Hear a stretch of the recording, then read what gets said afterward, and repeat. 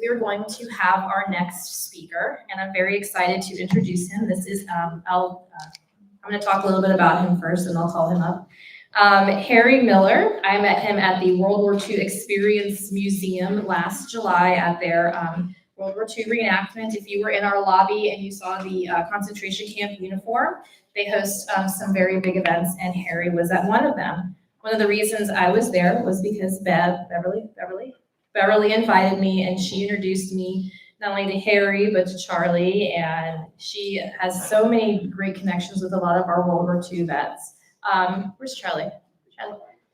We have another World War II vet here with us, Charlie. He's waving his hand. Do stop by to say hi to him as well. I'll move my matzah for you. Do you want me to leave it up here for you? You sure? I got enough. You got enough matzah? Okay. So, Harry and I have been talking since July, and I'm so honored to have him come here and tell his story. Some parts of it he told me that he's just recently been sharing. So I will let him take it away, and he's going to tell you about his experience during World War II as you were 16, correct? Pardon? You were 16, correct? 15. 15 in World War II. So take it away, Harry. Thank you. Harry Miller. Yeah, I was 15 when I went in. 16, I was at the Battle of the Bulge. 2 months after the war ended, I was 17. Still illegal. But I didn't get all the things the illegals get today. Anyway, I started out, my mother died at 3. My father died when I was 13. And I always wanted to be a soldier. And one day a fellow asked me, he said, "Hey, did you know the Army's taking people in at 17 and a half?" I said, "No." He said, "You better go down and check it out." So I did. I asked the recruiter, I said, "Can I go in?" And he said, "Oh yeah, you have to have a birth certificate." Oh, I said, "Okay." So I went down and got the birth certificate. I tried to, and they wrote them in by pen and ink in those days in a big charter book. So anyway, I was told they don't have a birth certificate for me. So I went back and I told the recruiting sergeant, I said, "They don't have my birth certificate." And I said, "Does that mean I can't go in?" And he says, "No, you are 17 and a half, aren't you?" I said, "Oh, yeah." And actually, later on, I finally got a birth certificate, but my name's still not on it. So I still don't have a birth certificate. So I don't know whether I was hatched or born. But anyway, that's beside the point. I went in the Army and was assigned to the 740th Tank Battalion. And later on, we were attached to the 82nd Airborne, which is the story I'm going to get into in just a minute. But unfortunately, during the Battle of the Bulge, we got the word of the Malmedy, there you go, Malmedy massacre had occurred. And if you don't know what that was, the Germans had captured the tail end of a convoy that was going through the town near Malmedy. And they stopped them, put them in and told them to walk on this field. And then they brought tanks by and they shot them all down dead, about 97 of them in one big pile in this very small yard in the town of Beaunage, which is outside of Malmedy then. Now it's part of Malmedy. But when we heard that the SS had done this, the German SS, well, we were told never take any SS prisoners, and we didn't have to be told. Everybody that I know of, we were all fighting mad. If we weren't fighting mad when we went into it, we sure were when we came out of it. Believe me, no SS was ever captured by us. We hated them. I have to be careful when I talk about them, because if I say it the way we used to say it, you'd probably get up and walk out, because the word SS was always preceded by a couple of choice cuss words. And I still can't break the habit, really. So if I do tonight, I'm sorry, but don't take offense. There's none of you there anyway. thank God. So anyway, Malmedy massacre occurred. We were all fired up. We later took a couple of more towns in Belgium, and we crossed the Siegfried Line, entered the Rhineland campaign, and then the last battle was up in the north, going up toward the towns of Schwerin, also by the town, right near the town of Wismar, which was right on the Baltic River. Baltic Ocean Sea, sorry about that. So that's where we were supposed to be going. They had to build a bridge to take us across because we had tanks. We couldn't get across until they had a decent bridge put in. The Elbe River is quite a wide river, and that was the demarcation line between the Russians and the Allies. I say the Allies because meaning Britain and us. So anyway, we got the bridge built. We didn't build it, but there was a general standing on what they had built, and he was cussing his head off about getting this bridge done so we could go north. We didn't want to go north. He did. He wanted us to. So anyway, we found out after the war, the reason they were chasing us up there to the Baltic was because they wanted to have a show of force to the Russians. So the British were in the north, and we were just below them south. And so they told us to get up to this town of Wismar and make it as fast as you can. So we went across the river, headed north, and the first decent town we came to was the town of Ludwigslust. Don't ask me to spell that, but it's Ludwigslust. Don't ask me what Lust stands for in German. I know what it is otherwise. Well, I was 16 at the time. I mean, you know. So anyway, we turned the 82nd Airborne loose so that they could go to Ludwigslust. And they asked us, well, real soon before we even got a chance to leave, they said, well, wait a minute, can you give us a tank on a half track or 2 tanks or 2 half tracks, anything? We want to break down the fence around this concentration camp. We said, what's the name of the concentration camp? They said, Woman. Hope I got that right. But anyway, we didn't even know that it was there. So fortunately, or unfortunately, maybe, I and a tank crew were picked to stay there and knock down the fences so that the 82nd Airborne could get medical help in to help the inmates that were in bad shape. I wish I could explain how bad they were. People, you couldn't tell whether they were dead or alive. Those that were alive, they were just barely. They were walking kind of in a daze. Those that had given it up, they were laying on the ground. And when they saw the GI uniform, a lot of them became scared because uniform was all they had ever seen. In this case, we were in OD colored uniform. The Germans wore a green uniform. Well, of course, some of the German guards were still smart Alecks. SS, by the way. We used to, well, I don't know what we call them. But the SS were really smart Alecks, real smart asses, is more like the word they would say today. And a lot of them would be standing back, kind of smiling about, did we do a good job? You know, like, aren't we smart? And aren't you stupid? And you'd be surprised how many of them were killed right there because of it. And if we didn't kill them, the inmates did it. And they'd get 4 or 5 of the inmates. Of course, now these guys are emaciated. But 4 or 5 of them would just start beating on these guards, trying to kill them with their hands. And of course, they couldn't do much, but the guards were being hit up pretty bad with it. And we wanted to help them. Believe me, we wanted to help them. And I wish I could describe the smell. When the Germans tell you, oh, we didn't know that the camp out there was a killing factory. We had no idea. My goodness gracious, how would we know? We weren't allowed to go out there. All they had to do is breathe air because the smoke from the furnaces where they burn up the bodies, the smoke coming from the place, you could smell it from miles before you got there. Don't ask me about the smell. People will ask me, especially kids. I talk to a lot of kids about this kind of thing.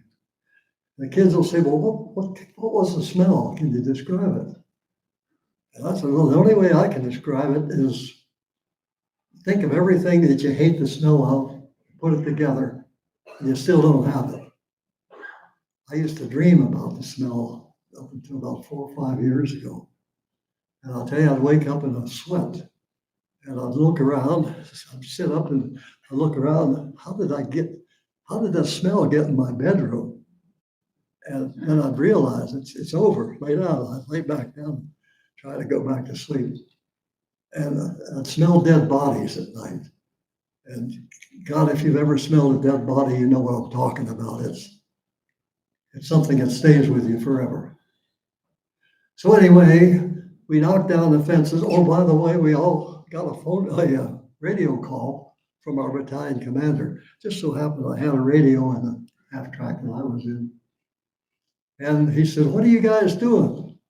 We said, well, the 82nd told us they needed some help to knock down these fences. He said, well, get it done and get your vehicles on the road. And so I told the guys in the tank, I said, well, they're telling us to get going. They want us back on the road. So I saw what I could see as we had pulled out of there. And it's like I say, it's indescribable the way that people look. You've seen pictures of them, but on black and white, you don't see it all. And most of the pictures in those days were taken in black and white. It's a horrible, horrible thing to see, especially when you're, in my case, 16 years old. I don't think a 16-year-old today would be able to do it. I don't think a 16-year-old today, I hope a 16-year-old today or a 15 could not get into the mess that I got into. I was never sorry, and I'd do it again, especially if everything was equal. I mean, those were good days, actually, in my life. They were good days before the war. And I remember how things were in this country. And people are so different now.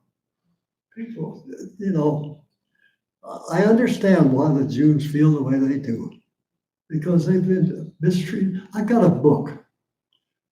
Linda gave me a book one day about that thing. It's about all the wars of history that they have recorded history on. And almost every war that was started through history was involved with the Jews.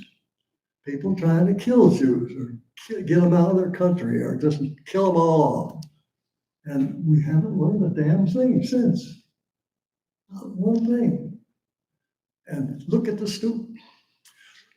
students and their current operation about trying to get rid of all the Jews from universities. And nobody seems to be fired up over this. I don't understand it. Maybe I get too involved. Maybe I have been too involved. It just bugs the heck out of me. So I want to get back to here today.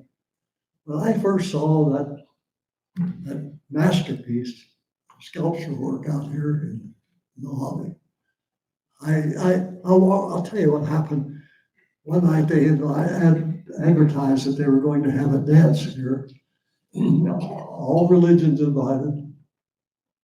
So Linda came to the dance, and I came to the dance. We walked in the front door, and I saw that sculpture, and I stopped. And I stood there and cried like a baby. And if that thing doesn't do that to you, you don't have a heart, I swear. My opinion, but that's just the way it affected me. So I don't want to push it. I'm advertising for you, and I don't charge a penny for that either. And I met the gentleman that did that, and I can't thank him enough for what he did because it certainly tells the story about 6 million people. Actually shows you, if you look at it and study it, you see 6 million people. If you can't see it, you're deaf, blind, and stupid. And I'll stand up to that one. I do. I think if you don't see 6 million people in that, you're in trouble. That's really all I have to say, but I do want to thank Adriel for setting this all up and for inviting me especially, and my good friend over here, the sculptor, and Sammy. I met Sammy before, and we try to stay apart, don't we, Sammy? We drive each other crazy. Anyway, he's a nice guy. Yeah, he is a nice guy. Aren't you, Sammy? Yeah, he's a nice guy. But I want to thank Adriel wherever there she is. And I told you I could make it in less than a half hour. Did I? Yes. Well, that's because I didn't tell you everything. Later on, I stayed in, by the way. I stayed over in Europe until 1948. And then I returned to the States, and I signed up for another hitch to go to Japan for the Army of Occupation there. I got there and I was supposed to go into the 1st Cavalry Division, if that means anything to you. My name was called out, and they told me to go back and see some guy in the back of the theater. And I did. I went back, and he says, "You're supposed to go to the 1st Cavalry Division, right?" And I said, "Yeah, that's right." And he said, "Well, how would you like to go to MacArthur's headquarters, General MacArthur, for those that you don't remember him?" Yeah, I remembered him. And I got to thinking, gee, no more digging holes, no more eating out of a can, no more not sleeping, no more wishing you could sleep and freezing yourself silly. Every bone in your body was frozen. And I said, "I'll take it." So I took it. And they gave me a set of orders, and they said, "Go to Tokyo, report into the headquarters, and you're on your own." So I did. I checked in, reported, told them who I was, showed them my orders. They said, "Well, we're thinking about making a crew chief out of you." I said, "A crew chief?" I said, "I've heard of it in the Air Force, but not in the Army." They said, "Well, you're going to have a crew, and you'll be in charge, and you'll have to set up communications and fly in to wherever General MacArthur wants to go." He's not known for going forward too much, but he went several times during the Korean War. And what we did, we had to fly in and set up communications, and then whenever he sent a message, we'd send it for him. It either went to the Pentagon or to Tokyo or both. And he never wrote a message if it could be sent in a sentence. He'd make a paragraph out of it. If it could be said in a paragraph, he'd make a chapter out of it. And if it could be said in a chapter, he'd make a book out of it. And I'm not kidding you one bit. He could talk. Man, that man could talk anything and everybody. Like Eisenhower said one time, he said he took six years of dramatics from him in the Philippines. And he was like that. But anyway, they told me now, I started to leave the office after I reported in. I got my hand on the doorknob, and they said, "Oh, by the way," and I thought, "Oh, here it comes." You never get good things into service without having the other shoe to drop. So I said, "Yes." And they said, "You have to go take glider training." I don't know whether you know what the gliders looked like that they used during World War II. That very, very seldom see one that lands doesn't get broken up. Well, anyway, we had to take glider training. And as it happened, the 11th Airborne was still there from World War II. So they taught us how to load and ride and gliders. And we found out that the gliders, riding in a glider was,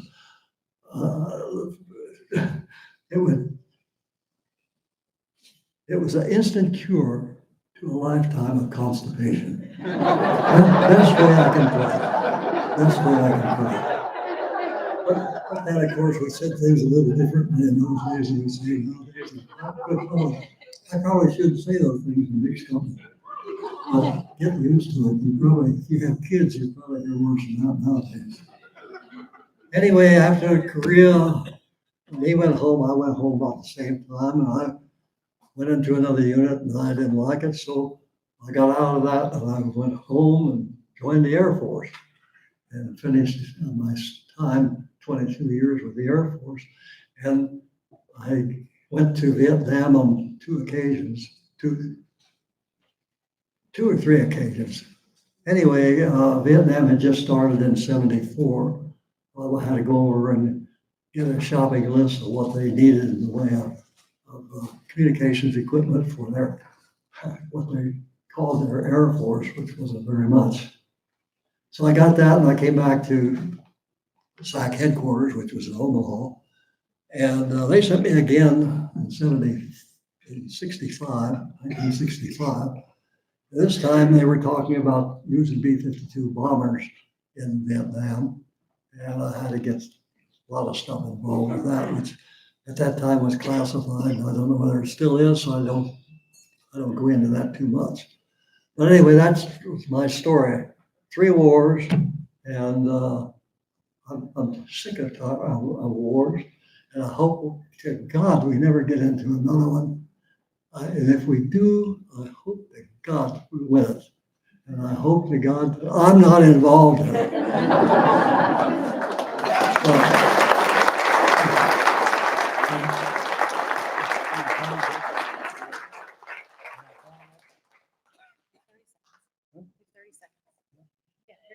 Good.